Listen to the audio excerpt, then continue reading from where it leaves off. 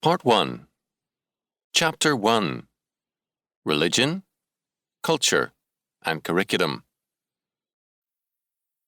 The dictionary definition of education describes it as, quote, the impartation or acquisition of knowledge, skill, or discipline of character, end quote. The function of education is thus to school persons in the ultimate values of a culture. This is inescapably a religious task. Education has always been a religious function of society and closely linked to its religion.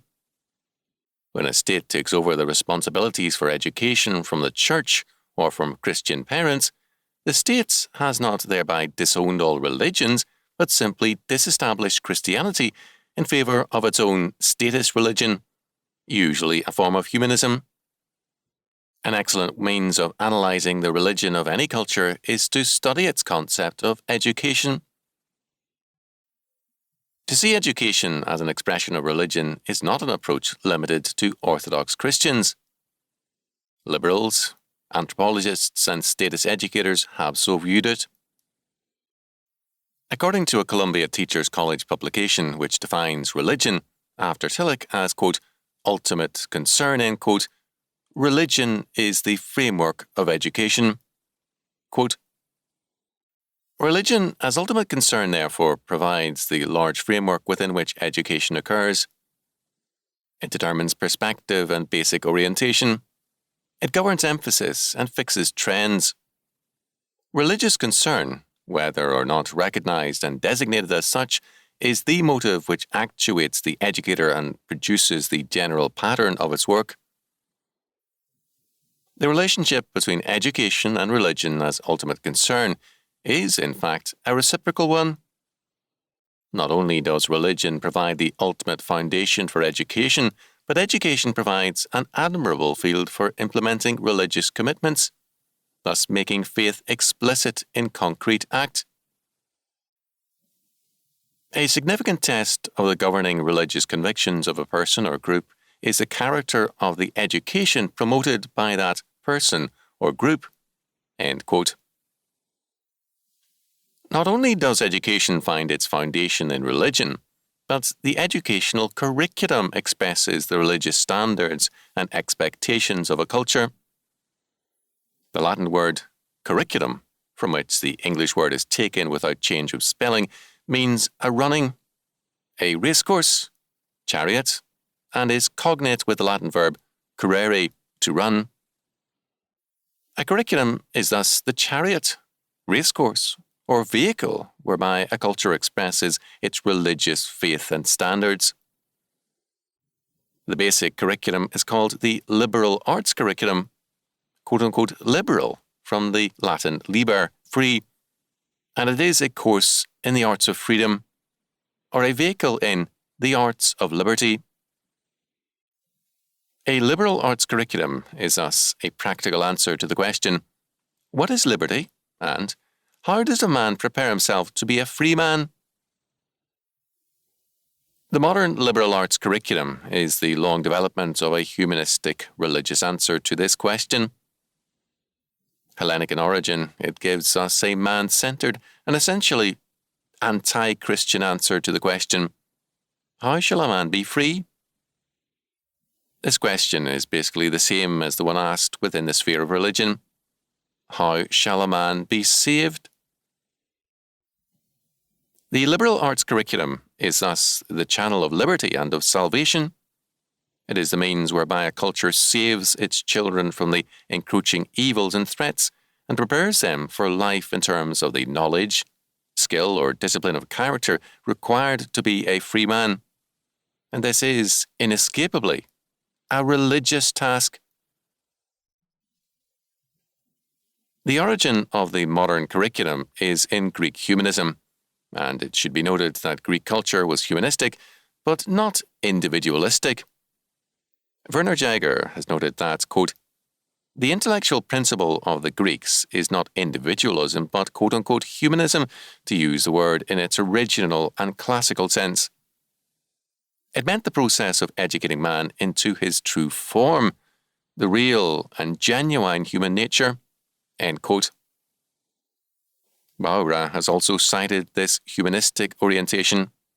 Quote, because they believed in their own human nature and liked to see it harmoniously at work, the Greeks developed a morality which was founded on human nature and able to operate freely and confidently without worrying too much what the gods thought about it. End quote. Greek education reflected this humanistic faith. Poetry had a place of importance comparable to the Bible, except that no written work had any binding power. Homer, however, had a religious significance in that he wrote of heroes, the real gods of Greece.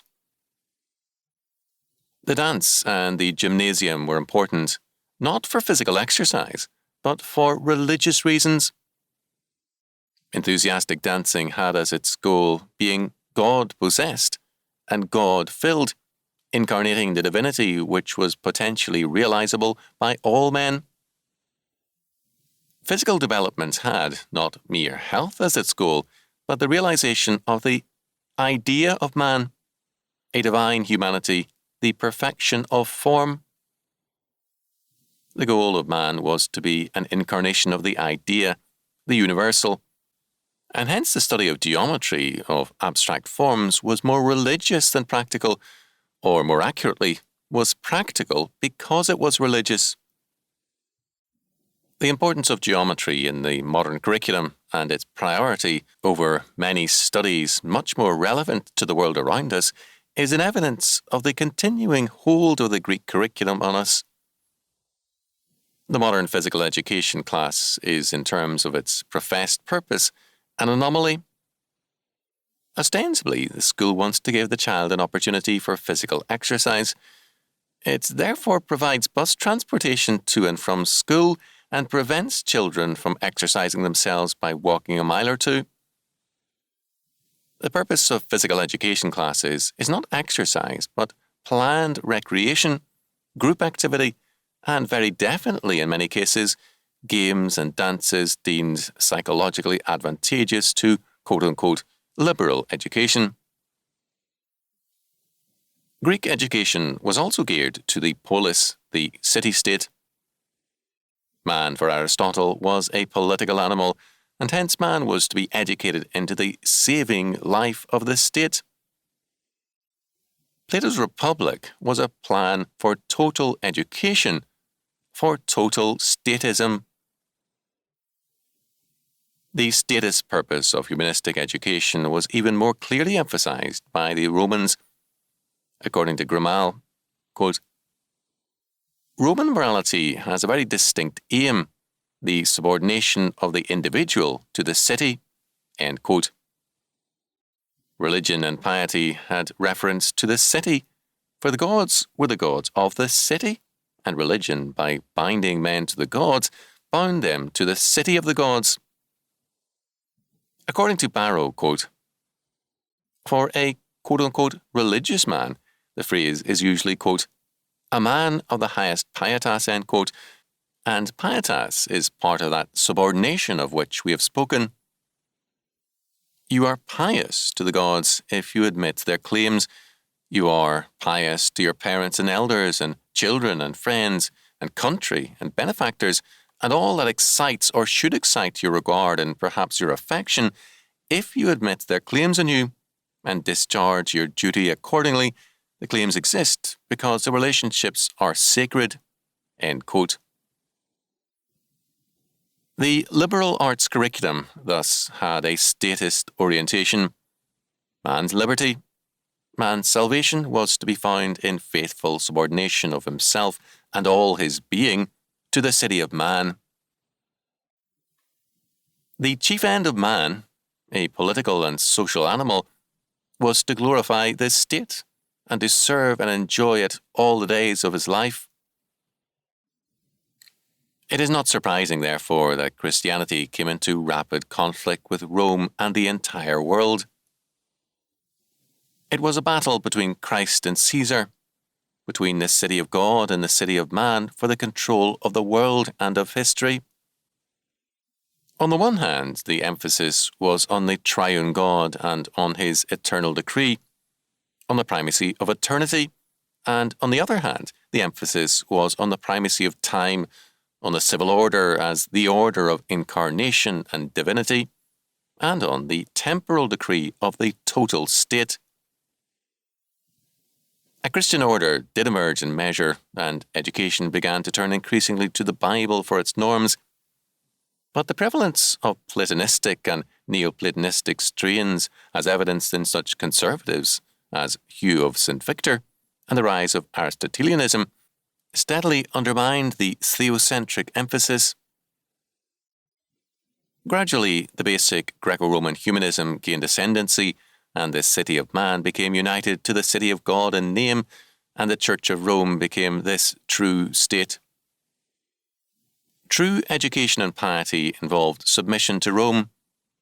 Education had, as an addition to it, celibacy as a requirement, total dedication to this very present city, the Church of Rome.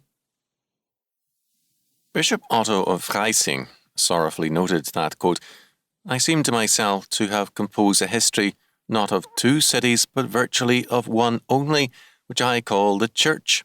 End quote. The true polis, or city of man, was now the Church, the voice and champion of the reviving humanism. The very deeply rooted Christian nature of what is called medieval Europe must not be underrated or overlooked, but the Greco-Roman humanism steadily regained ground and conquered the intellectuals of Christendom and triumphed in education. The curriculum was simply an adaptation of ancient humanism. The Renaissance accentuated this rebellion against Christianity and was a logical development of the long tradition of man-centered educational theory.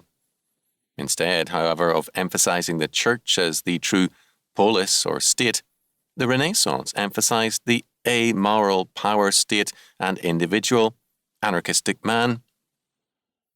God and law had dropped out of the picture, and both man and the state faced the world uninhibited by the restrictions of Christian faith and morality.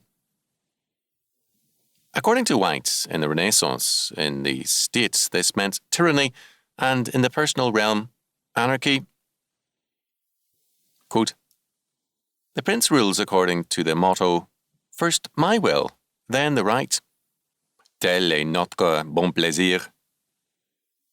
The action of the social nihilist stands under the aegis, break the chains which hamper your personal liberty. In both, an energetic, activistic component is manifest. End quote. This coincidence of anarchism and tyranny is not accidental. Both are the products of nihilism, relativism, and pragmatism. When God is man's universal, man is dependent upon God as the focus of his life and the source of his law, standard, status, and salvation. Man can then be independent of man because he is dependent upon God. He acts and performs his calling with reference to the eyes of God primarily, rather than the eyes of man. The humanist, however, has only man as his audience. In every man-centered faith, quote, "The individual needs society as a resonance box," end quote. For humanism, man is his own law and his own lawmaker, so that social approval is the best test of law.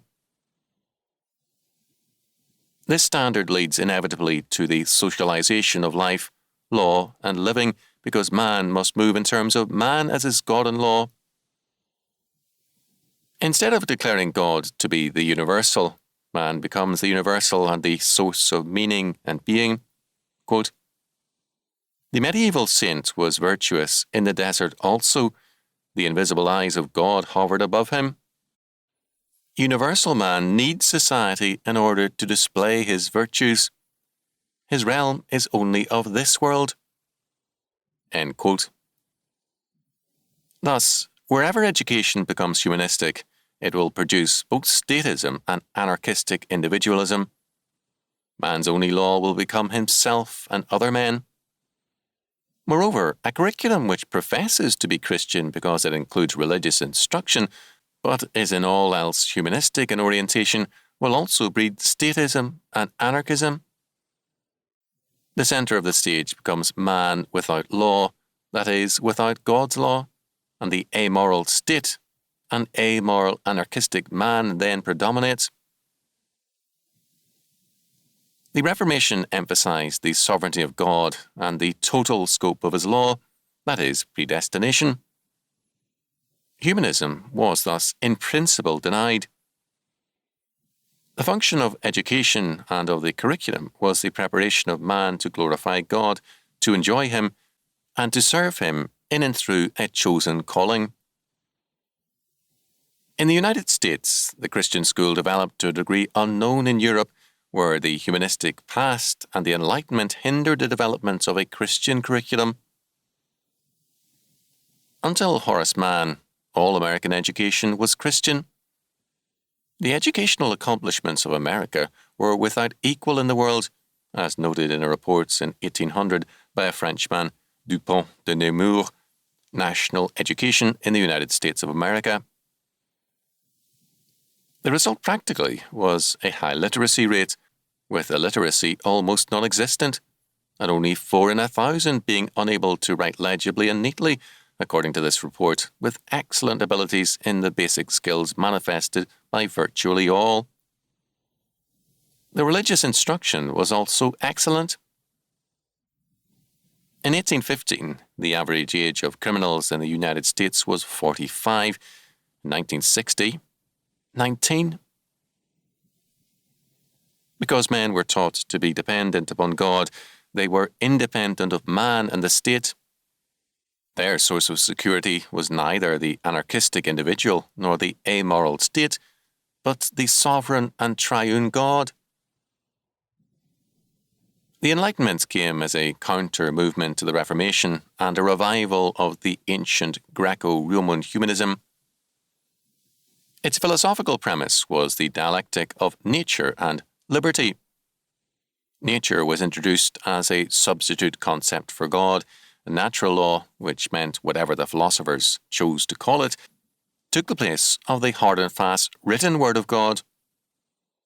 After Darwin, nature became an invalid concept. Quote-unquote nature is blindly evolving and is without mind or reason. If there is to be law, then it must be man's law, so that statism succeeded the older liberalism of natural law as the new source of authority in law. But law is, in this new sense, anti-law. That is, a denial that there is any absolute law in the universe, any truth beyond pragmatic truth. As a result, the whole curriculum becomes progressive, that is, instrumental. No subject embodies any truth. All ideas are tools for man's use in self-realization. Liberty, therefore, means freedom from law as absolute, law as embodying truth and moral order. If truth be denied, then equality is possible because all ideas are equally valid and equally false. Their status is inutility, instrumentality, and nothing more. For the curriculum, this means, quote, teaching children, not subject matter, end quote. And teaching children means teaching them this total relativism so that no truth exists except man.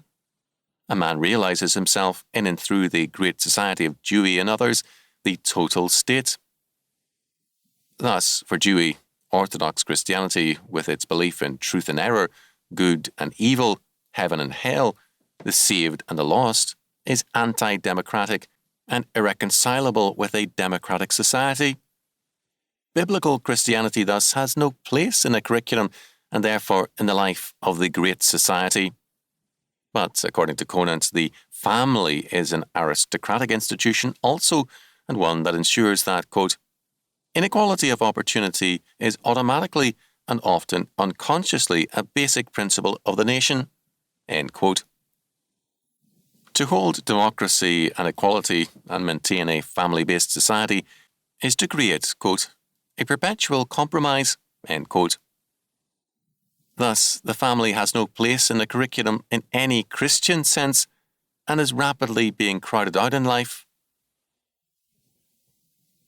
The basic premise of the state school's curriculum is humanism, relativistic humanism. The liberal arts, the arts of freedom, involve the abandonment of God, truth, and law for the affirmation of man. This is an unconditional affirmation. All things are relative to man and have a pragmatic truth in relationship to him. A Christian curriculum must be developed, therefore. The centrality of biblical instruction is basic to the liberal arts of Christian education, but the rest of their curriculum must be revised in terms of Christian liberty, the arts of Christian freedom and dominion under God. The study of law is therefore necessary. We live in a world governed by law. And yet, our modern curriculum still reflects the Greek curriculum's disinterest in law. The Roman approach treated law as a product of the state, and the highest law was the health or welfare of the people. True law was thus relative to man, pragmatic, and hence subordinate to the state. Thus, any reference to law and obedience to law was a branch of political studies, of civics, or of government, because the state was above the law. In the modern curriculum, neither in grade, high school, nor college is a general course in law taught, except for business law courses and references to law and civics and government courses. But for the Christian, law is not under the state or a product of the state, but an expression of God's holiness and order. The state is subordinate to law, and the meaning of law must be central. And a man is not truly educated in our modern world if he is ignorant of the nature and meaning of law. Many states require a course in the U.S. Constitution. The Christian school should also require a course in the nature and meaning of law.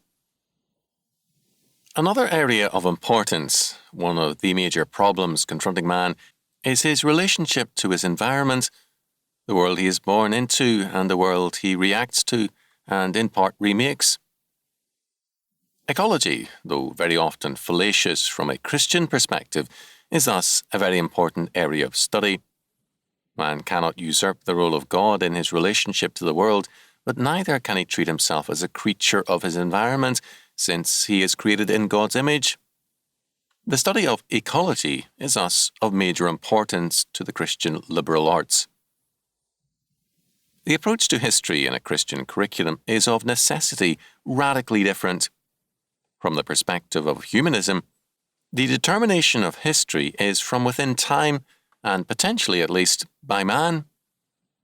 From the biblical perspective, time and history are alike determined from all eternity by the triune God. Thus, the philosophy of history varies. The subject matter does also. The term, quote, Middle Ages, end quote, is revelatory of the bias of modern historiography. It views real history, significant history, as ancient Greco-Roman humanism, followed by the, quote, darkness, end quote, of a Christian era, and then finally reborn with the Renaissance. The, quote, Middle Ages, end quote, were thus a kind of historical recess, lapse, or blank spot. The, quote, Dark Ages, end quote, were not dark, but alive with new impetus and a new inventiveness. The, quote, Middle Ages, end quote, cannot be read in terms of the post-Trentine Church, nor in terms of the centrality of the papacy. Economics deserves a place in the high school curriculum, not as a branch of civics or civil government, but as an independent law sphere. Literature needs a re-evaluation of its position. The modern thesis of Shelley that poets are the uncrowned legislators of the world rests on the ancient and pagan concept of the inspired bard, who incarnates in himself the divinity of being. Instead of a humanistic perspective, a Christian perspective must prevail. The neglect of such literary gems as the sonnets of David Gray and the poems of Fulk Greville need to be remedied. Psychology has, in the modern curriculum, taken the place of theology as the guide to life. Anthropology also increasingly speaks with authority concerning man's life. But anthropology, the doctrine of man, and psychology, the doctrine of the soul, were once aspects of theology. and in a Christian curriculum must be restored to theology. In approaching the sciences, it must be denied that such a thing as science exists. No workable definition of, quote, science, end quote, is possible. If it be defined as a body of organized knowledge, the term can be applied to virtually every field. If it be defined as experimentally verifiable knowledge, then astronomy is excluded, as well as geology and other studies. Just as there exists no religion in general, but many particular religions, so no science in general can be defined, but only particular sciences.